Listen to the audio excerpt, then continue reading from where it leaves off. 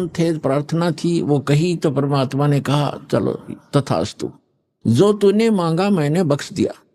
3 युगों में जीव कम ले जाऊंगा और चौथे युग कलयुग में मैं खूब तूफान मचाऊंगा अपने बच्चों को निकालने के लिए, तो बाधा मत करना फिर।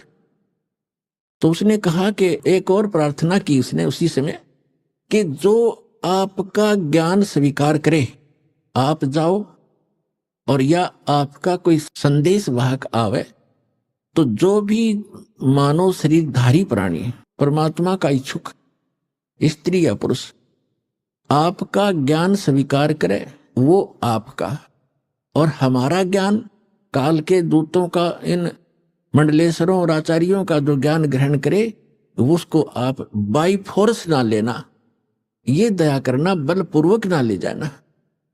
ये तो परमात्मा को पता था, ये बलपूर्वक ले जाएगा कोई टिकेगा वहां पर।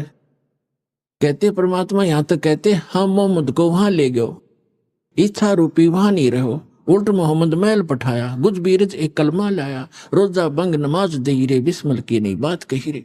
हजरत मोहम्मद जी को लेकर गए थे, लेकिन उसकी इच्छा यहां से हटी नहीं थी, क्योंकि यहां उसके बहुत घने अनुयायी बन गए थे और उनको ज्ञान संपूर्ण समझ में नहीं आया था। परमात्मा को मालूम था कि बलपूर्वक कैसे ये वहां रुक जाएंगे, ये पहले वहीं ना रहा करते, गड्ढा करते, आप मेरे यहाँ पर इस गंदे लोक में। परमात्मा ने कहा ठीक है, जो मेरा ज्ञान ग्रहण करे वो मेरा, कि जिसने लिया मेरा परवाना, ताकि निकट काल मत जाना, कि मेरे जिसने मेरा ग्रहण कर लिया नाम, मेरा ज्ञान, उसके निकट तुम मत जाना। तो काल ने कहा था कि जो आपकी मर्यादा में रहेगा आपका, और मर्यादा तोड़ेगा तो मेरा ही है। वो तो अंडरस्टूड, इसमें कहने की जरूरत नहीं है फिर तो परमात्मा ने कहा ठीक है तथास्तु।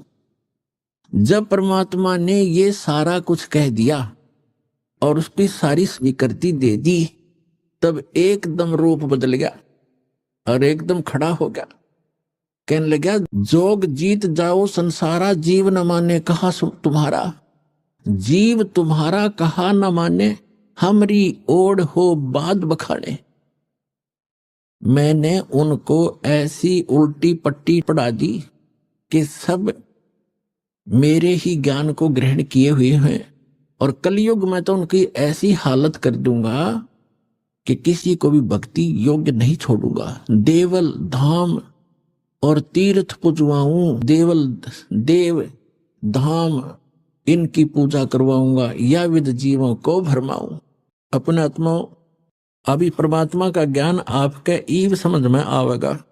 आज जो दास आपको समझाना चाहता है कि जैसे आज सबसे ताजा दुर्घटना और सबसे भयंकर आज तक की इन तीर्थ यात्रियों के लिए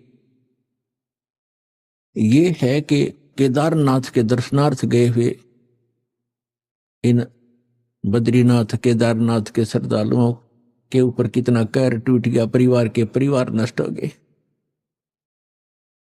इसलिए ये ज्ञान आज आपके समक्ष करना अनिवार्य हो गया, और अब ये सबको स्वीकार्य होगा।